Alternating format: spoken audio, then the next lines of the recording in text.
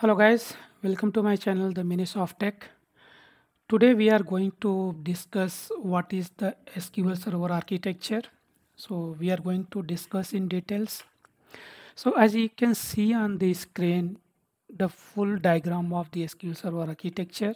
So how the SQL Server network interface, connects to the protocol layer, and what are the components are relational engine, and what are the components inside the relational engine, what is the flow of storage engine, how it works. Then we are going to see the transaction manager, transaction log manager, data file, then buffer manager, and data cache and plan cache. So how does it work? We are going to touch each and every components of this architecture.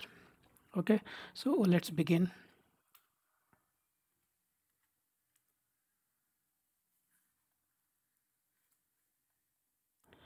Okay, so mainly there are three components. Okay, first is protocol layer, that is called a SQL Server Network Interface. So it has three components like shared memory, TCP/IP, named pipes, and TDS. Again, we have the relational engine. It has the command parser components, optimizer, query execution, and last one is storage engine. So storage engine has the access method, file types, buffer manager, plan cache, and transaction manager. So we are going to see each and everything in detail. So first we are going to discuss what is the protocol layer. Okay, so in protocol layer we have the shared memory, TCP/IP, and named pipes. Okay. Okay, so here you can see that this is the SQL Server in network interface. Okay, so the TDS is a Microsoft proprietary as of now, but originally it was developed by the Sybase and now it is owned by the Microsoft. So TDS means the tabular data stream, that is the SQL Server used to establish the connection by using the TDS endpoint. Okay, so this is mainly a protocol layer. Okay, so when the SQL Server network interface goes to the protocol layer, so it communicates using the TDS packets. Okay, so when the protocol layer receives the packets, it has to reverse the work of the SQL Server network interface at the client, and again it unwrap the packet to find out what request it contains. Okay, and the protocol layer is also responsible for packaging of the results and status messages to send back to the client as TDS messages. Okay, so that is the protocol layer which works, communicates over the TDS packets. When it receives the request from the client, it unwraps the protocol, means that is called the TDS packets, and it checks what message it contains, and while returning back to the client, again it packages, it wraps the messages and send it back to the client. So it is very secure protocol. Okay, so now you can see that when the protocol layer reaches to the relational engine, so relational engine also has the three components. One is command parser, then we have the optimizer, and then the query executor. Okay, so we are going to you know uh, check in more details what does the command parser do. Okay,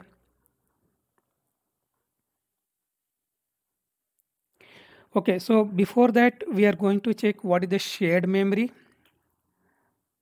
Okay, so here if you go here, okay, so it is showing shared memory, TCP IP, and named pipe. So what does it mean?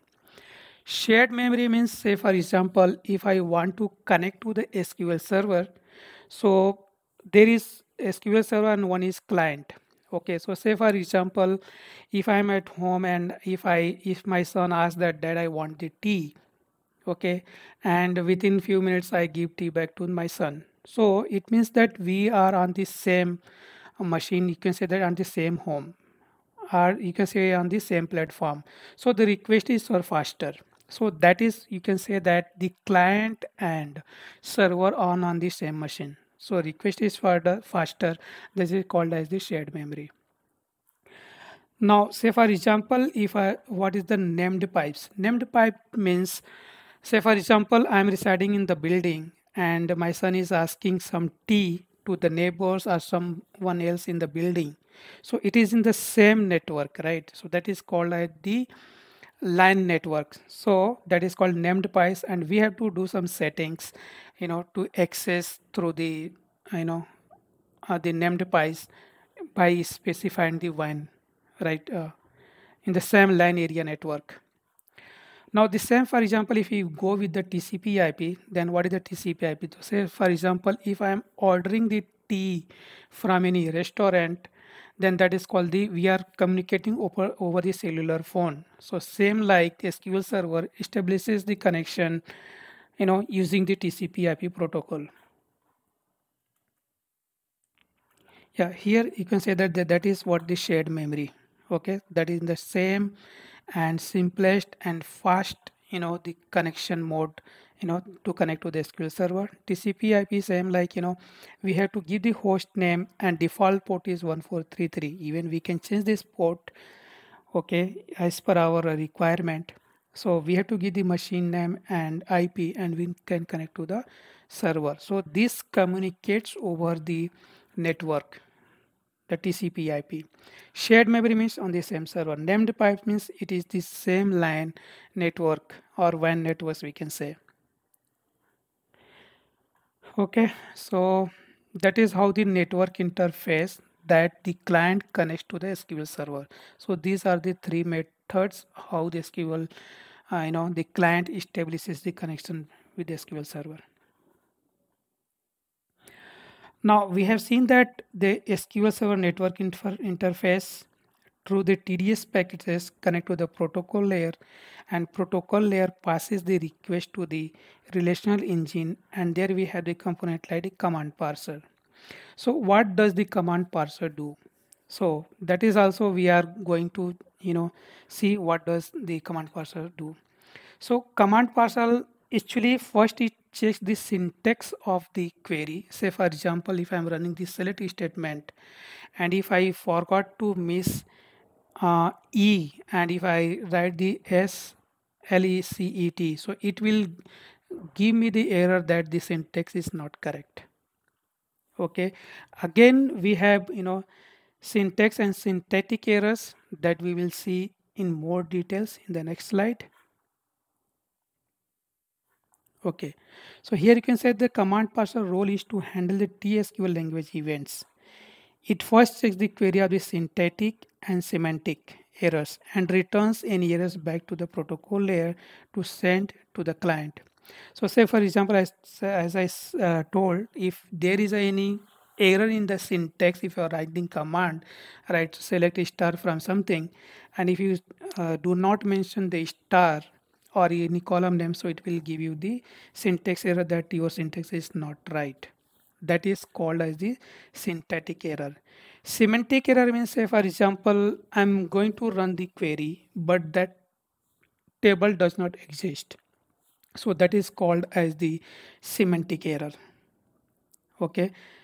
Then after checking all these things, finally the query, the next is the query tree. So command parser prepares the query plan, okay, query tree based on the best optimization, you know, with which will by which the query run faster. It selects the best plan.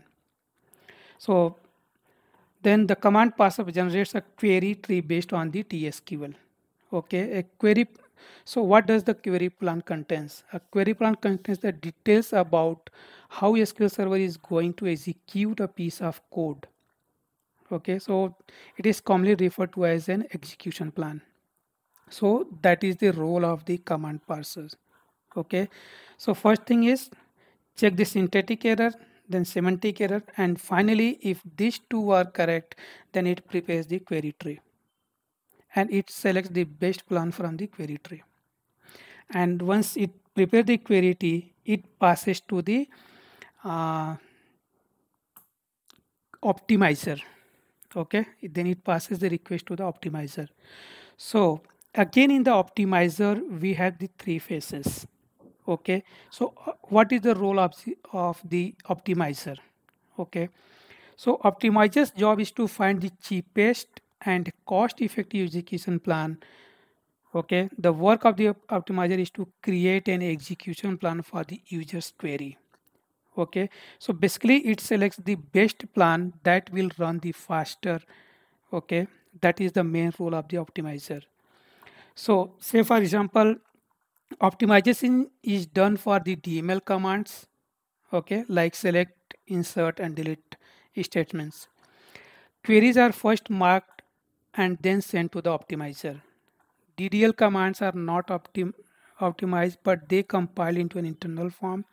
The query cost is calculated based on the factors like CPU usage, memory usage, and input output needs. Okay, so we are going to see what are the three phases, okay, in the optimizer. So optimizer has three phases like phase 0, phase 1 and phase 2. So phase 0 is a trivial plan. Next is phase 2 is a transaction processing plan, and third is parallel processing and optimization. So we are going to see in more details what is the trivial plan, transaction processing plan and parallel processing plan. Okay, so during this phase in the trivial plan, the optimizer looks at the nested loop joins and won't consider parallel operators. Okay, so basically it generates this simple plan based on the query. Parallel means executing across multiple processors. So in this phase, it is not looking for the parallel execution. So in the pre-optimization stage, for some cases, there may be only one practical work table plan known as trivial plan. The optimizer will stop here if the cost of the plan it has found is less than 0.2. It means that if the plan is, the optimized and it is very fast and if the cost is less than 0.2, then it will not generate any other complex plans. Okay, and it will generate the trivial, that is called known as the trivial plan. Okay, so now we are going to see transaction processing. Okay, so now the phase 1, that is the the transaction processing plan. Okay, so what does it do? So the phase 1 uses a subset of the possible optimization rules and looks for common patterns for which it already has a plan. Okay, so basically it searches if there is already any plan, and it searches for the simple and complex plan both. Past data of column and index involved in query will be used for statistical analysis. Okay, so the transaction processing will stop if it finds the plan, okay, which execution cost is less than 1.0. Okay, that is called as the transactional processing plan.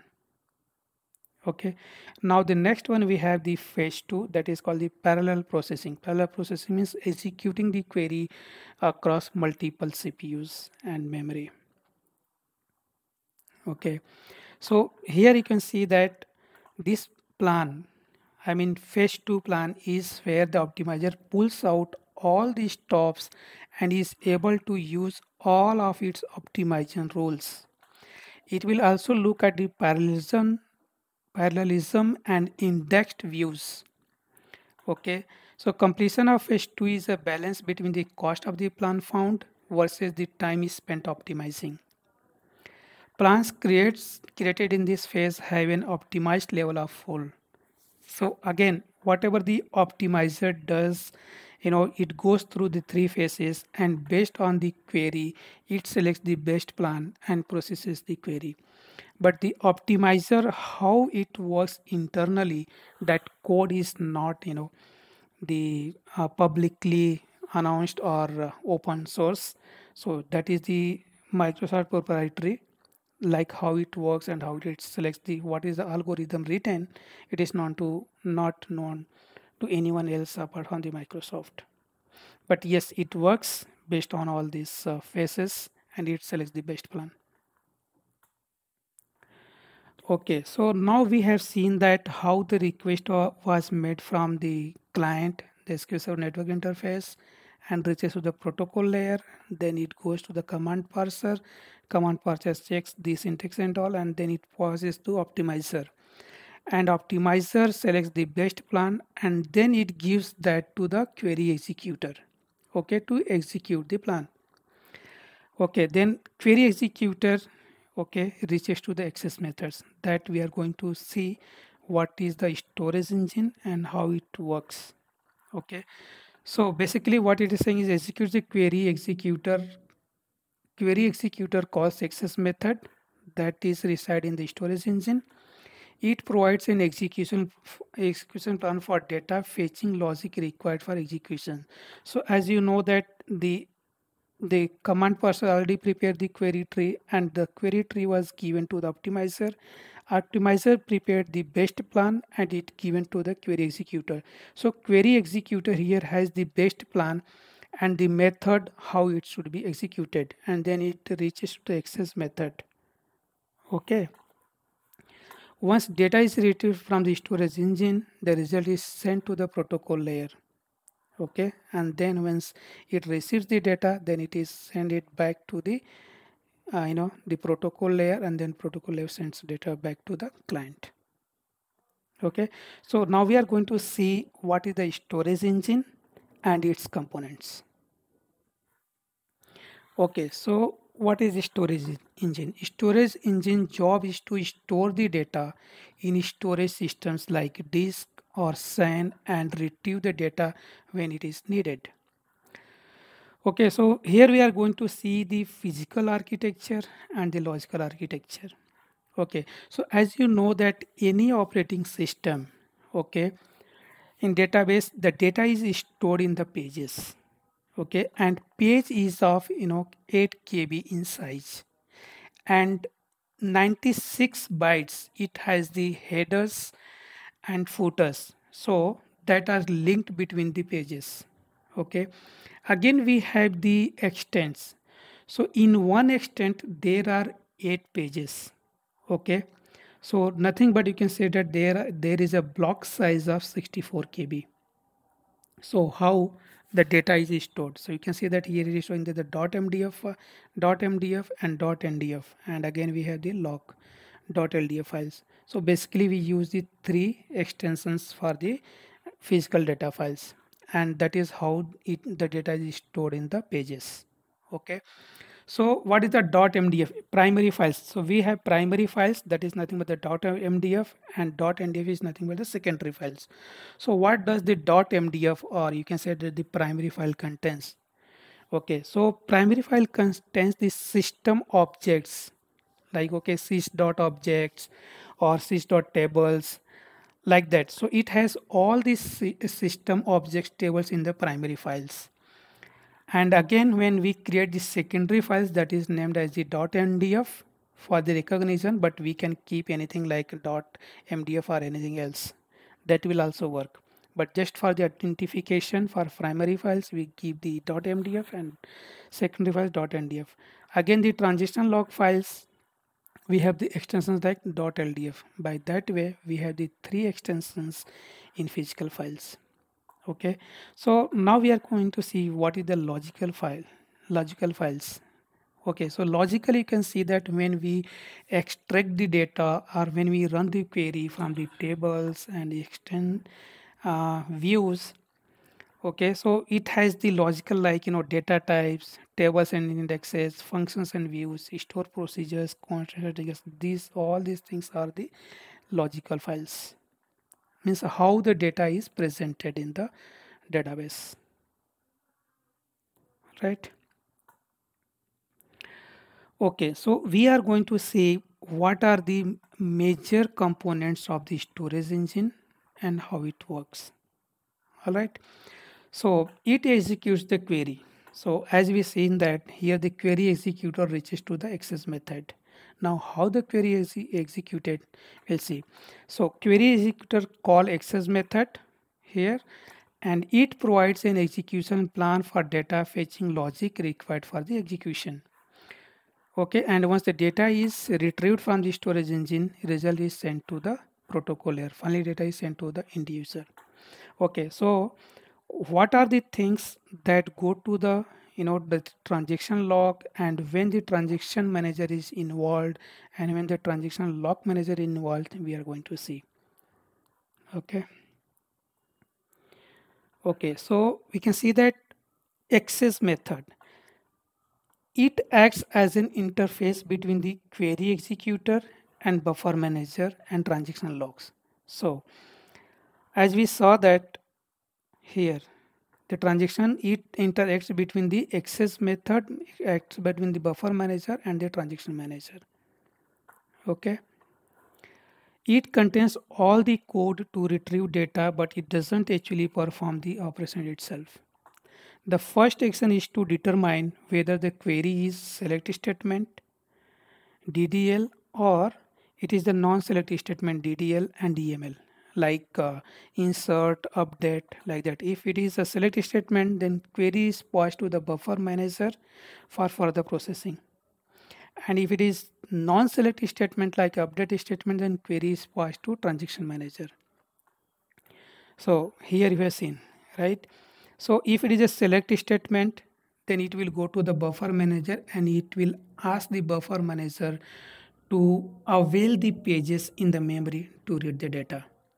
But if it is the non-select statement like insert or update, then it goes to the transaction manager, and we have the transaction log manager, and first it writes to the transaction log.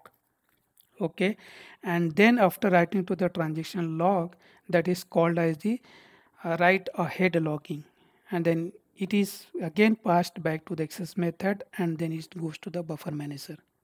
Okay, and when it goes to the buffer manager, unless until it is written anything, it is marked as the clean, clean files or clean data, you can say. But when the data is modified, okay, in the buffer pool, that is called as the dirty pages. Okay,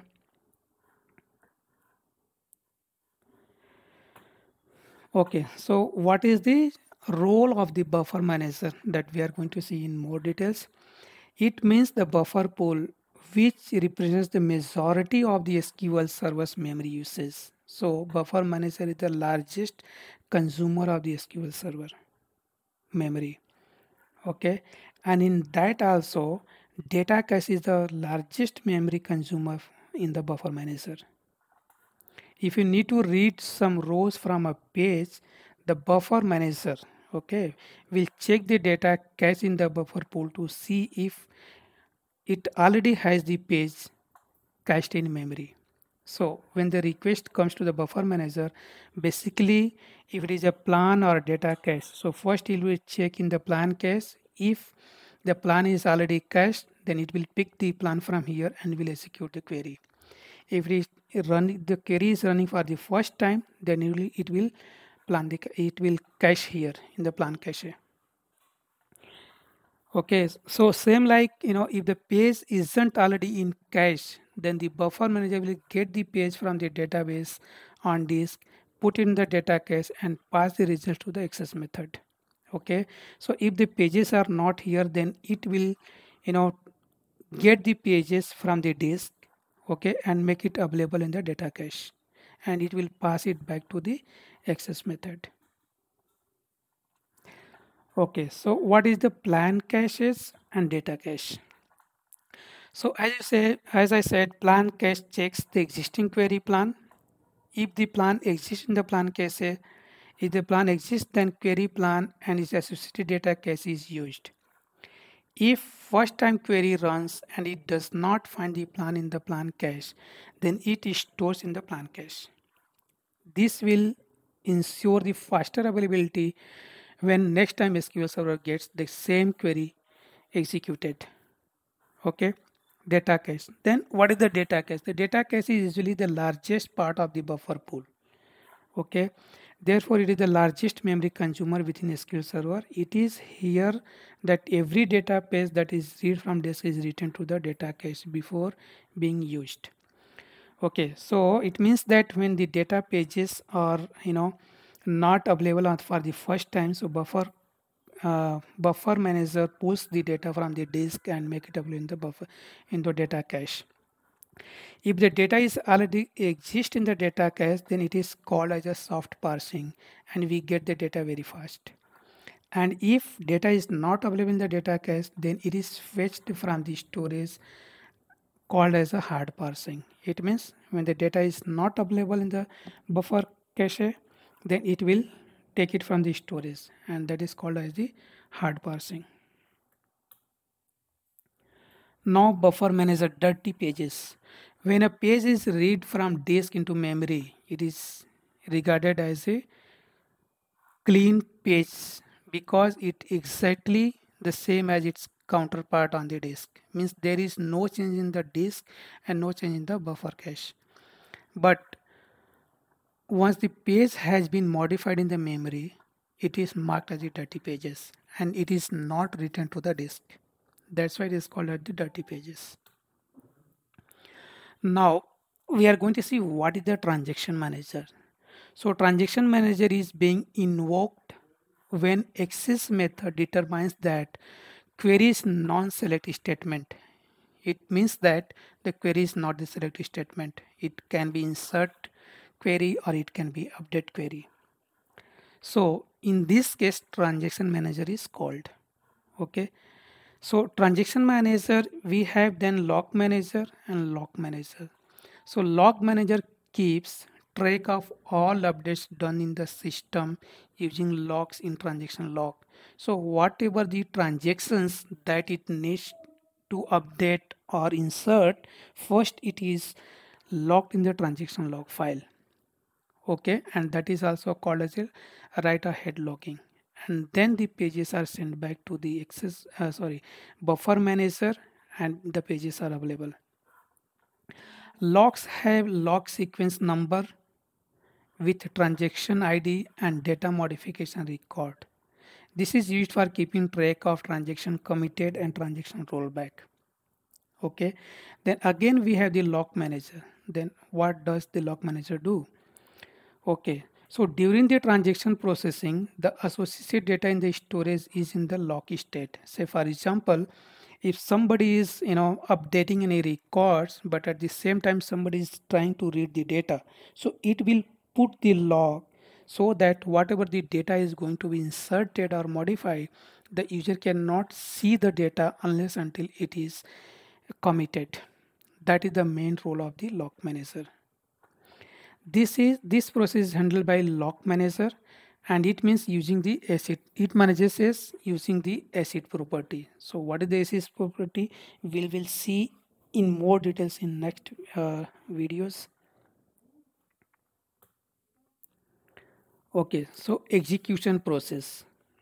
Okay, so what happens, the log manager start logging, and log manager logs the associated data to maintain the reliability and consistency using the ACID property. Pages which are modified in buffer pool is called as dirty pages.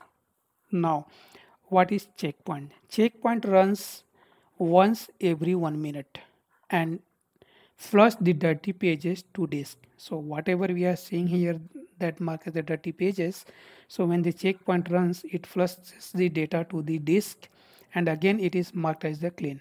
But pages remain in the buffer pool and marked as clean. So that's why the lazy writer. So when the lazy writer runs, it cleans the pages from the buffer pool, even if it is if the data is written. Okay, it flushes the clear pages in the buffer pool. See, clear pages in the buffer pool when a buffer memory is needed for a new transaction. It frees up pages based on list recently used algorithm.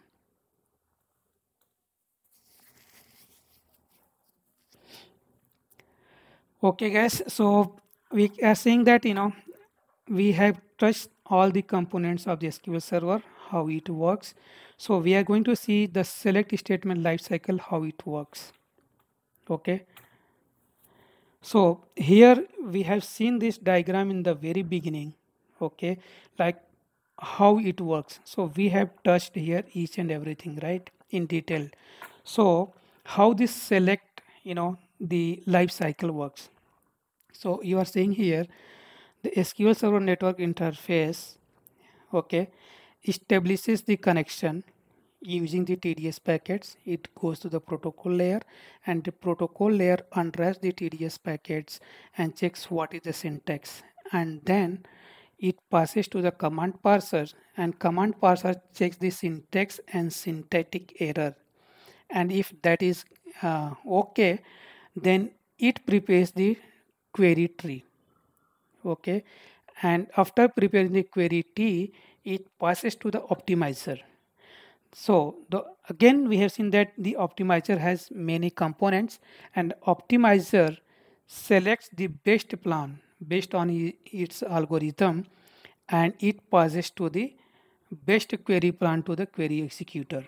Now here the query executor has the plan how the query should be executed. So query executor goes to the access method. Access method checks that if the plan is already cached here, it takes the plan from here and executes the query. Okay, but if the query is running for the first time, then it will cache in the plan cache. Okay, it will save it here so that for further uh, uh, query execution, and or if the query is going to run again next time, then it will pick from here. Okay, so access method does not do anything from its own. It asks the buffer manager to check the data if it already has in the data cache. Okay, so buffer manager, if it is a select statement, buffer manager will check the data is there in the data cache or not. If it is there, then it will return the pages to the access method, and again access method will return the pages to the relational engine, and then it is again passed back to the protocol layer, and protocol layer again will write the the messages in the TDS packet and will send to the client. That is how the life cycle of this select statement works. So in this case, in select statement, it will not go to the transaction log manager. Okay, so that is the architecture of the SQL Server and how it works. Now we are going to see the life cycle of the update query.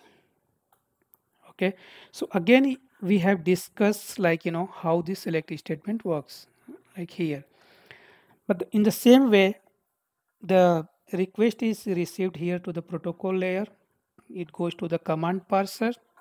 It checks the syntax and syntactic error, and if it is good, then it prepares the query tree and passes to the optimizer. Optimizer selects the best plan and passes the query plan to the query executor. Now the query executor goes to the access method.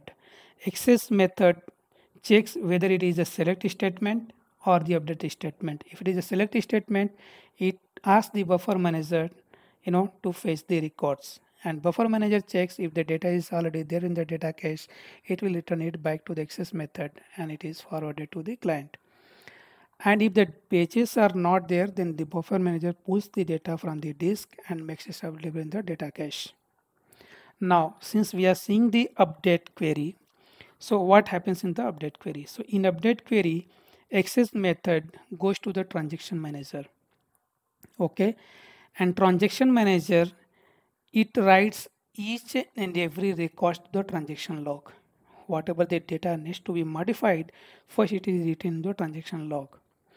That is called as a write ahead logging, and then it is passed to the transaction manager.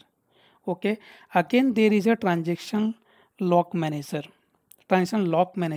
so that maintains the consistency and reliability using the ACID properties. And after writing, it confirms that the data has been written to the transaction log. Then it goes to the access method, and access method asks the buffer manager to make it available in the data cache. And once the data is available in the data cache, unless until it is modified, it is called as the clean pages. But once the data is modified, it is called as the dirty pages. Then the checkpoint runs. Okay, if once in every 1 minute, and it writes flushes the data from here to the data file, or you can say the data disk.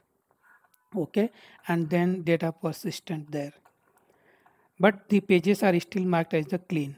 And again, when the lazy writer runs, so based on the new requirement of the query, it flushes the clean pages from the buffer cache.